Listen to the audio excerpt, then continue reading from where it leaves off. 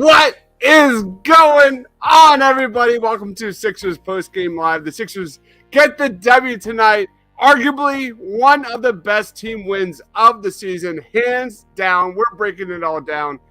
Sixers win 110-102 against the Milwaukee Bucks. To help me do that, my man Sean at Sean_Bernard, one of the best Sixers Twitter follows, period, of Pick Swap Media. Go give them a like and subscribe. What's going on, Sean? Yeah, for the first time all season, the Philadelphia 76ers are above 500. We managed to gut one out with just about nobody in the backcourt tonight. We'll get into all that too, but I'm much happier coming on here than I expected to be. I was fully ready to kind of accept this loss. Things weren't going our way, and there we have it. Guys stepped up, Embiid played like himself, and Sixers got a win. Where do we go from here, Sean? Like, how do we start, guys? If you're watching us live, comment your reaction. Let us know your thoughts on this game. There's the box score, because this game was a roller coaster ride, man. I don't know about you, Sean, but of course, going up against the Bucks, there's a personal thing here. I really wanted this W. Tyrese freaking Maxey goes off in the first half, was sensational. What do you have? He had 24 points, 5 assists, 4 boards, 9 of 12 from the field. At the end of the first half, he rolls his ankle. And what do you think, man? Like, the Sixers are going to come out in the third quarter. No Tyrese Maxey. He's not coming back. The final odds, and the Sixers play one of their best quarters of the season and fought. Just fought. That's something we haven't seen from the Sixers squad in a long time. And they put together a great second half, man. Dealing with adversity, man. What was your reaction to the Sixers coming back from no Tyrese Maxey? Yeah, I mean, they have such little depth at guard. We talked about it coming into the season. Harden's obviously out. Now no Harden, no Maxey. Seeing Shake Milton kind of step up, I was pretty impressed with him tonight. I've been pretty down on Shake. I thought he played pretty well. D'Anthony Melton totally rocks. It was great to just watch them kind of find a way to win, which was cool. And now the Maxey injury is obviously a big concern. I don't think I've seen him express kind of that level of pain ever through his Sixers career, and definitely quite bothered by that. X-rays were negative. Going to go for MRIs tomorrow, so that's definitely something to watch and going to be the more notable takeaway, I will say there. But hopefully prayers up, things are all good, and I'm hyped the team found a way to win without him.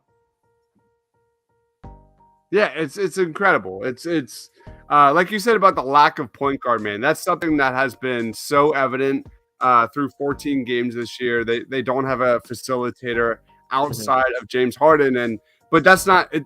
There's a trickle effect. Like, there's other guys on this roster that are really hurting because of that.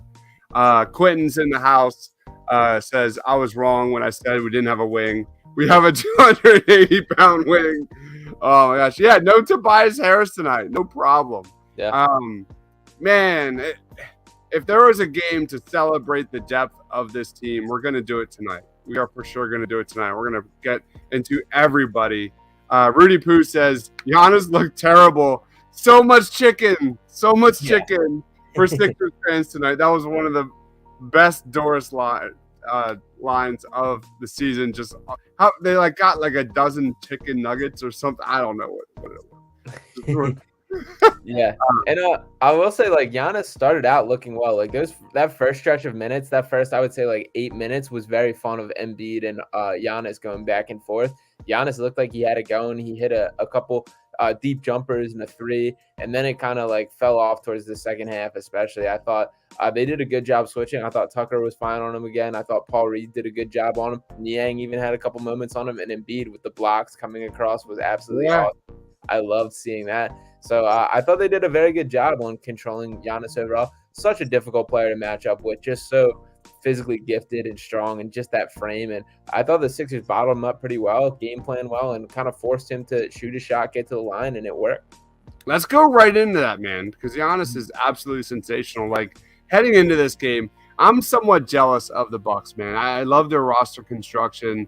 I love the way they play. I love the way, like, their pieces to their puzzle just fit, unlike kind of the Sixers, which we have like talked about at nauseum. Like, you look at the Sixers roster, there's not There's not many usable guards. There's not many usable bigs. There's not many usable wings.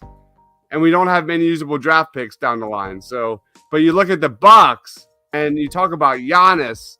He had 25 points, 10 of 22 from the field. The free throws stick out big time. 4 of 15, of course. But like I thought, Paul Reed had some stretches of strong defensive minutes against Giannis. We saw PJ Tucker get a lot of time defending Giannis. Like, how did the Sixers slow down Giannis tonight? I mean, it's always just making him work more than anything. You're never going to fully body him up, but I thought they did a very good job of kind of getting in his way, using the body, not letting him just attack the rim. Forcing him into jumpers is the way you beat him. And when he's hitting like he was early on in the game, there's really nothing you can do about it. But you just got to kind of wait it out and let him get cold. The free throw line is one of those things that Giannis is one of the more headstrong players across the entire NBA as far as being able to brush things off. But regardless of who you are, those things tend to spiral. Like when you're missing free throws, it tends to get in the thick of the rest of your game. So I do think that impacts it, even though if he doesn't show it, like that's a tough thing to just see. Literally air balls coming down and guys and clanking off the rim and stuff like that. So I think that played a role, and just really hard work and getting in the way is really all it came down to. And the Sixers competed on that. It was awesome to see.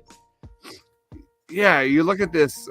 This is the shot chart for Giannis in this game. Like you look at that, 4 of 13 outside of the basket. I'm willing to wager, like, if you look at this game, first half to second half, most of those points at the rim were in the first half. That's just my gut feeling right now. But what a great team effort against Giannis tonight. They evened the season series against the Bucks. Let's go to some more comments before we go into Joel Embiid, who I thought was absolutely terrific. Quentin says, I wanted more Embiid at the elbow, and now he is dominating. He's getting really good looks, man. Player Giannis is his player of the game. Quentin's already thrown out his player of the game. I like seeing Paul and Embiid on the floor together. We even saw B-Ball Paul and Montrezl Harrell on the floor together as well. I like that. I like that creativity from Doc. I do. Just let's see what we got. Like there were stretches in the second half where I could not believe the Sixers were not getting destroyed on the court, but they were able to survive, and we'll get into the depth like George Niang and things like that very, very soon. My man Freddie says, was it me or was Doris being ridiculous over that flagrant foul? I mean, this ain't patty cake. She swore he was getting ejected or a flagrant 2. Any thoughts on that flagrant? I think he's talking about when Embiid lowered his shoulder. Yeah. I did rep the Kate and Ala broadcast. I did not do the Doris Burke one, but I did scroll through, see all the funny comments on Twitter. So I felt in the loop about it. As far as the foul itself, I mean, I have no problem with it being called a flagrant. You really can't do that. But I also have no problem with Embiid kind of doing it. So I don't know. Giannis was not really moved by it at all. It felt like that was kind of like a football collision, if anything. But I don't know. It's a flagrant one. You know, we play ball, we move on. I was cool with it. Yeah, that was worse on the replay than it did like in real time. Like that was not pretty. That was not pretty. Devin says Giannis brick. And the defense seemed much more engaged and active on the perimeter. Absolutely. And they slowed down the Bucks, who really came out strong shooting from the perimeter. They ended up shooting from 33%. I'm going to look up my notes here, but I think I'm pretty sure the Bucks were insanely efficient on offense, at least in the first quarter. They shot 59% from the field in the first quarter, 5 of 9 from 3, 5 of 8 from inside the paint. And kudos to this. Again, let's just keep moving this show forward, because I want to talk about the depth of this team, which we've kind of not been so positive on. But the player of the game has to be Joel Embiid. He was sensational. You look at the box score. Joel Embiid had 32 points, 11 boards, 8 assists. That's the beeline right to the 8 assists. He did have some turnovers tonight. But that's the thing that we have talked on these post game shows about Joel Embiid kind of regressing a little bit this year. Not that it wasn't always there, but the feel of this offense, it's a one man ISO type of offense or a 2-man game. Not way too much, players just standing around the perimeter. Not much ball movement. But look at that, 8 assists for Joel Embiid. Here's his shot chart. What was your reaction to Embiid tonight? Yeah, it's a good-looking shot chart, and to me, the play that jumped out was that final pass to Shake Milton underneath the basket. That was one of those that I think is a just like huge check mark as far as his maturity, his processing of the game. We just don't see him make that pass like in years past, and like for him to be going up with a shot and still spot that, make the right pass, create an easy bucket. That's huge growth for Embiid, for trusting his teammates, for making the right basketball play, and that's all we can ask for him right now. Like seeing those steps forward. I've been super impressed, even going back before this game, with the being more willing as a passer, being a better playmaker for this team. He's truly serving as essentially the point guard for this team for definitely in the second half and even in games before this with Harden out. So it's impressive to see the game kind of slowing down for him, and it's really huge what that can be moving forward. Yeah, that's everything, dude. If Joel Embiid can get back in the feels of understanding where his shooters are on the perimeter, there's more flow to the offense. That is so important to the success of this team moving forward and the playoffs. Devin says, I love PJ Tucker's intangibles, but man, the offense. Let's get into PJ Tucker real quick because, he's never been a box score dude, but this is another game where he had 0 points in this one in 32 minutes. Yeah. 0 points in 32 minutes is pretty outrageous. Shot, right? One shot. Yeah, I mean, if you're going to be objective about PJ Tucker, and I will be, and I try to be, it's bad, Devin. It's really bad.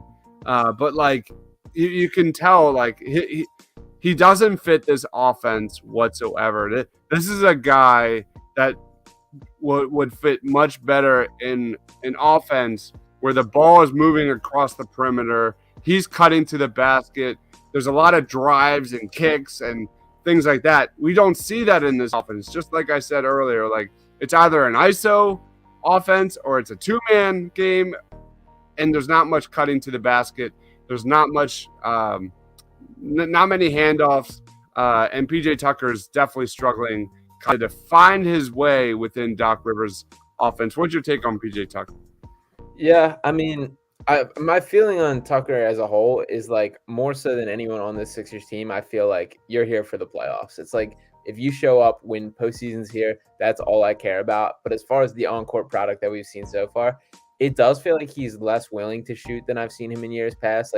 The one shot that he did have tonight was right before halftime with essentially the ball kind of swung to him and he had to shoot it right before the buzzer. Outside of that, there was nothing. And looking back at Tucker on years past, like you said, he's never been a box score guy. He's not going to be he's a career 6 point per game guy, but there's more to him than we're seeing. He has a little bit of a floater game. He's got a little bit of touch around the basket that he never really gets to try out. Or never really goes out of his way to try out at least.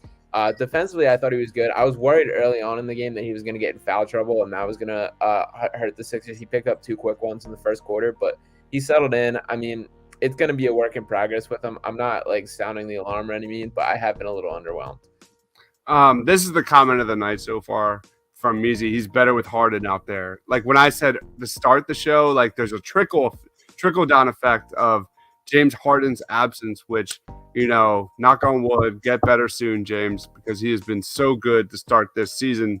But he's one of those guys that that is a huge thing, because I think one of the elements that we're not seeing from PJ Tucker is his passing and ability to find open guys on the perimeter. We're not really seeing that here within this current offense. So some more comments. Let's get to it. Quentin says PJ can be a 0 in offensive and be dominating. Absolutely. Yeah. RJ, what's up, RJ? Says that Joel Embiid, B-Ball Paul lineup is greatness. This was a good game from B-Ball Paul. Let's talk about B-Ball Paul. Paul Reed had only 2 points in 12 minutes, but he was a +5 on the court. He had 6 boards. He had a steal. I thought he had a really good game against the Bucks to start the season when he was getting buried by Doc Rivers. It's not been a good stretch for B-Ball Paul over these last few games. But I thought he had a good one here. This was a good matchup for him to play. Kudos to Doc for playing him because I'm not obviously I don't want to get into Montrezl Harrell, especially with without James Harden.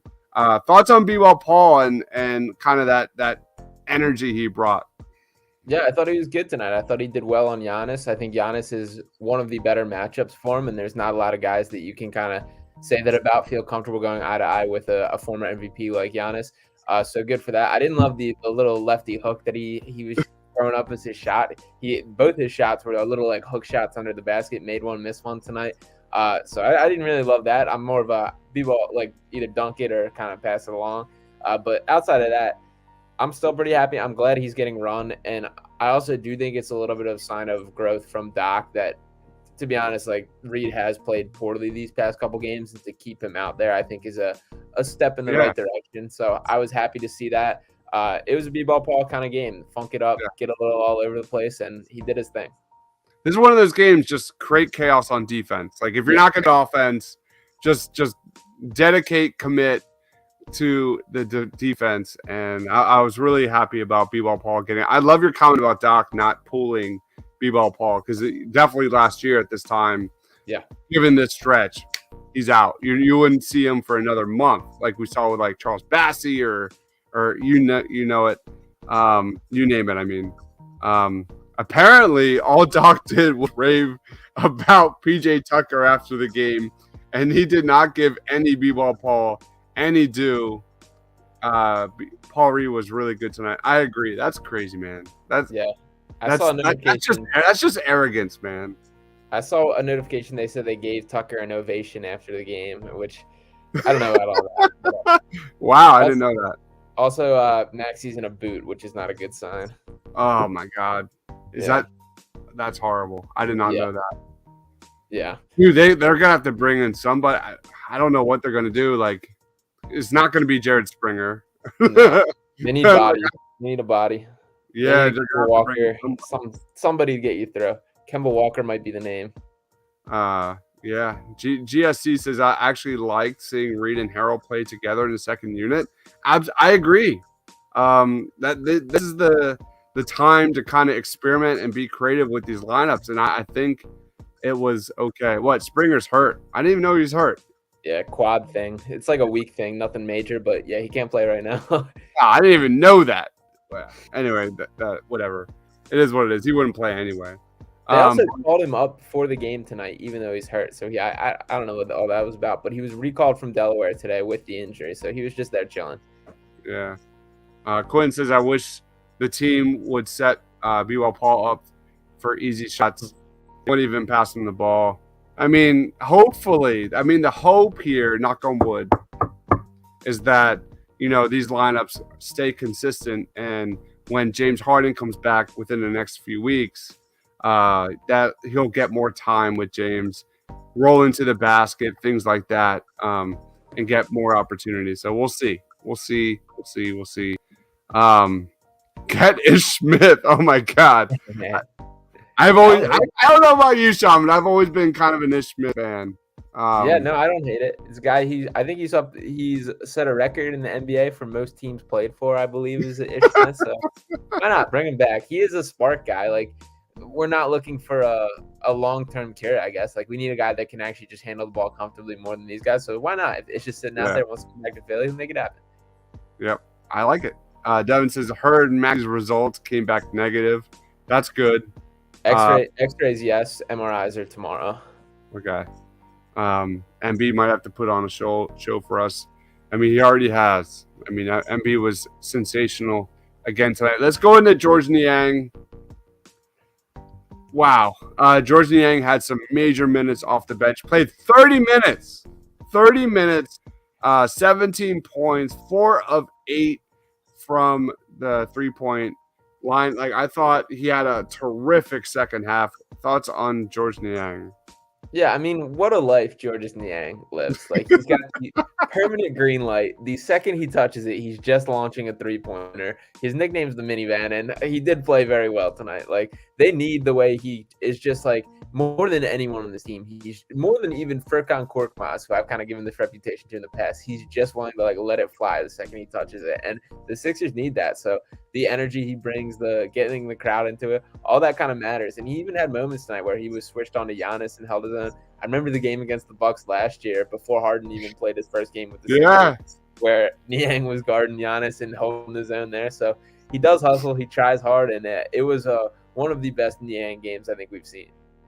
It's got to be up there. Wasn't the game like the one game he had, that brilliant game last year? It was against the Bucks, right?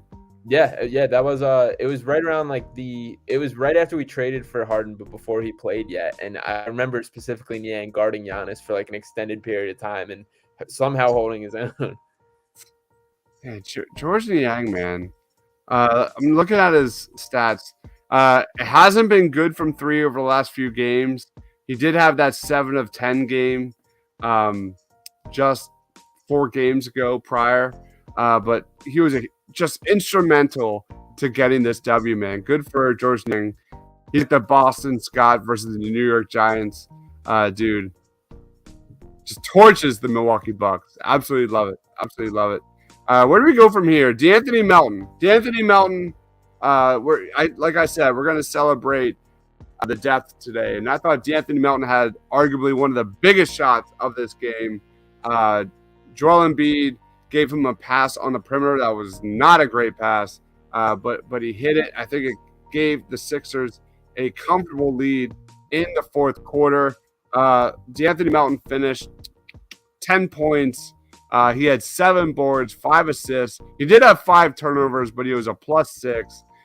I love De'Anthony Melton. He's arguably one of my favorite players on this roster. You look at pretty much every single lineup combination, like it's a positive with De'Anthony Melton. Thoughts on Melton's game and what it means? Yeah, he's just everywhere. Like the Mr. Do Something nickname, super fitting. Yeah, I love it.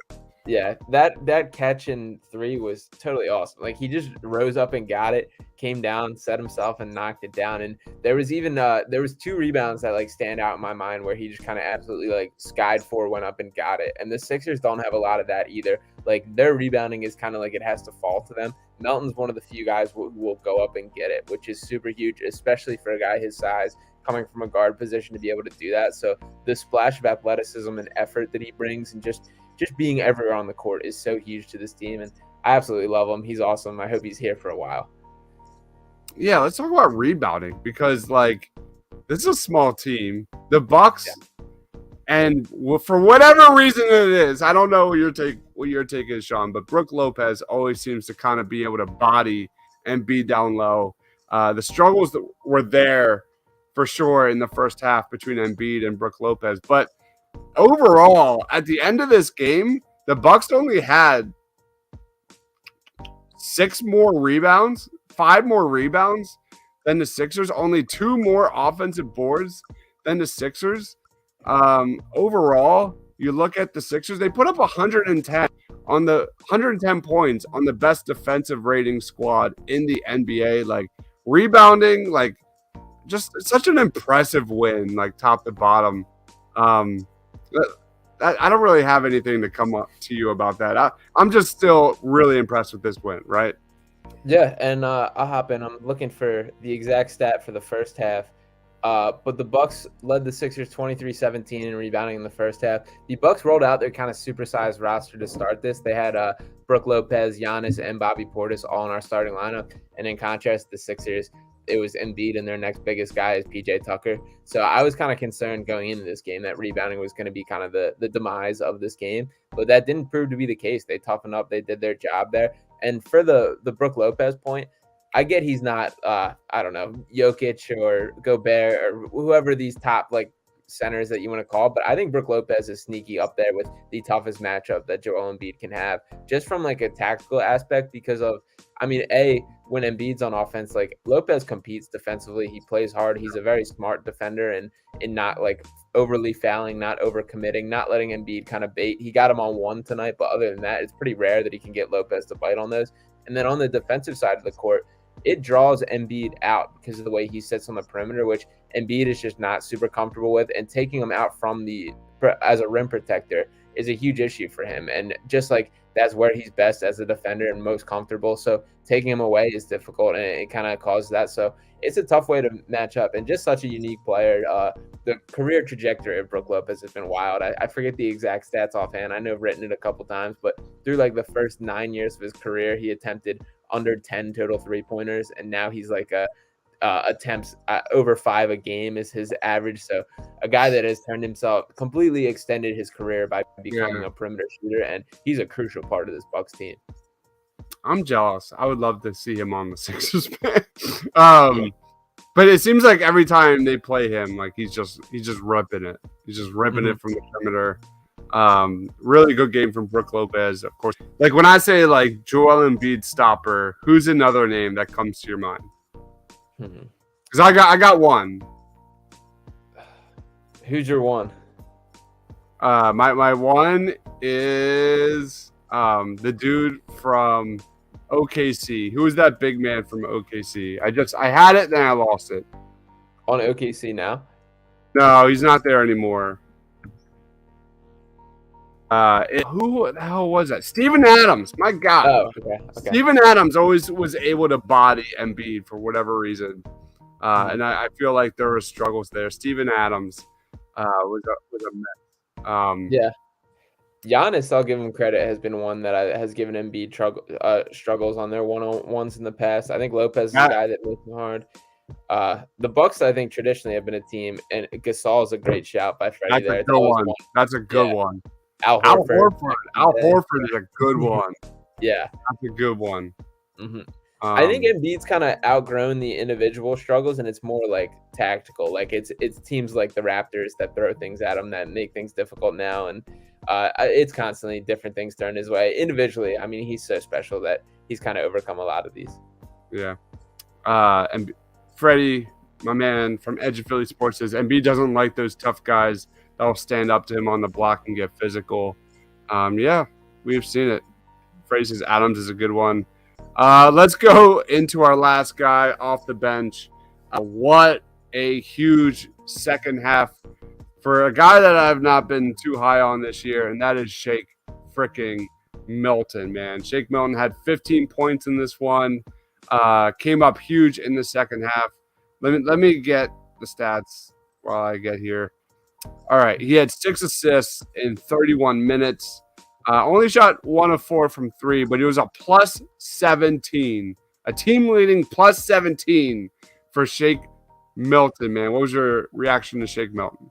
Yeah, I thought it was a much better second half than first. I was a little frustrated with him after the first. He had a couple turnovers and just miscommunications that I didn't like. But second half is when we really needed him without Maxey there, and he stepped up, answered the call. I thought he did some decent things in the pick and roll with Embiid, which is something pretty new to him, and I don't think we've really seen much of. He had a nice little floater that I liked, and kind of that keeping the defense honest with that like in-between game when you run that. So we're going to need Shake through this stretch, even if we do add another guard, that he's going to be pretty crucial to this team. So this is his opportunity to prove that he deserves a role in the rotation on this roster and really in the NBA. So hopefully he steps up, continues doing his thing, and I'm impressed with what I saw tonight.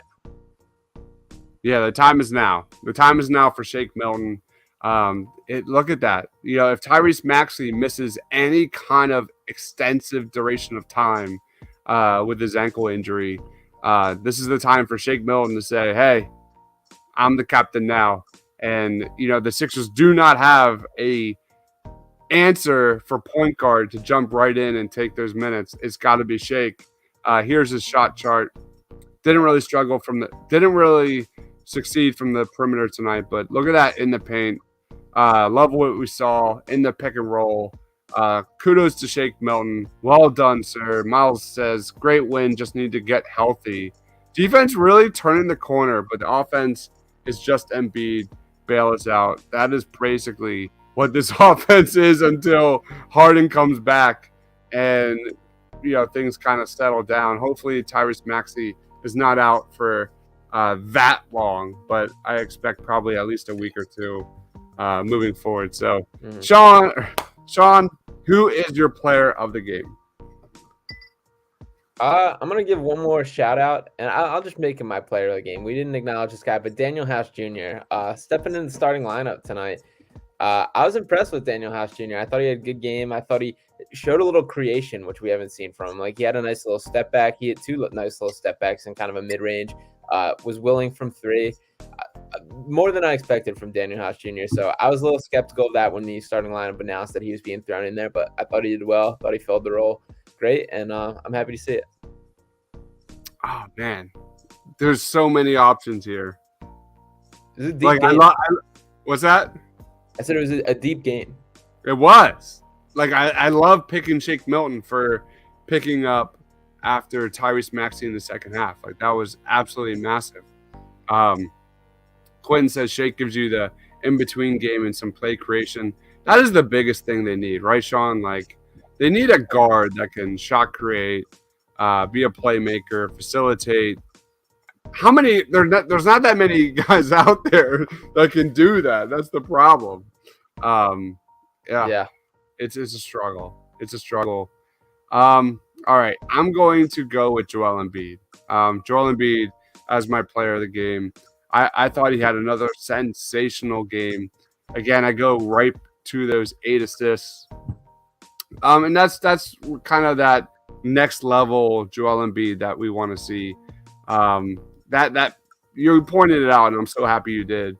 But that pass finding Shake Milton under the basket in the fourth quarter is just a huge step in the right direction for the big man. That's what we want to see. That's what we want to see. I love to see that kind of that play from Embiid just showing signs of comfortability in this offense because it's not been smooth sailing for our guy this season. He's been miserable. There's been something wrong with this, with whether it's Embiid's vibe, whether it's the offense not clicking. That's where I've been hung up on this squad is the offense and the effort and, kind of the schematic part of this Sixers offense. So I really, really like to see Embiid with the 8 assists. I want to see more and more and more of that moving forward. Quinn says player of the game is the refs in the Washington Eagles game. I'm not talking about it, man. I don't want to go there. I do not want to go there. Still recovering, bro. Still recovering. Maxey had a sensation. Maxey was on pace for almost 50 points in this one. Yeah. That's what sucks. That's what really sucks about this one. He was so good. Yeah. George Niang coming up with 17 points off the bench. As much as I want to give this to Joel Embiid, I got to give it to the bench. I mean, how many points did the bench have in this one? 27, 20, 30 points. 30 points on the bench, which is not typical. No. So I'm giving half a star to Joel Embiid, another half to this bench collectively. Let's wrap it up. We're already 33 minutes into the show. Sean, plugs, final thoughts. Time is yours. Yeah, Sixers above 500, first time all season, so happy to see that. I do think there is a little bit of a turn the corner that's gone on these past couple games. Obviously, health is going to be a concern, and getting just bodies back on the court and getting the team's not going to fully click until Harden and Maxey are fully back. So it's still got a ways to go. It's a long season, but I'm excited and I'm seeing signs of progress, which is all we can ask. As far as for me, you can follow me on Twitter at Sean_Bernard1. Check out my written work on Heavy. I dropped a piece mid-game kind of about the Maxey injury. I'll update that with kind of the post-game stuff after this.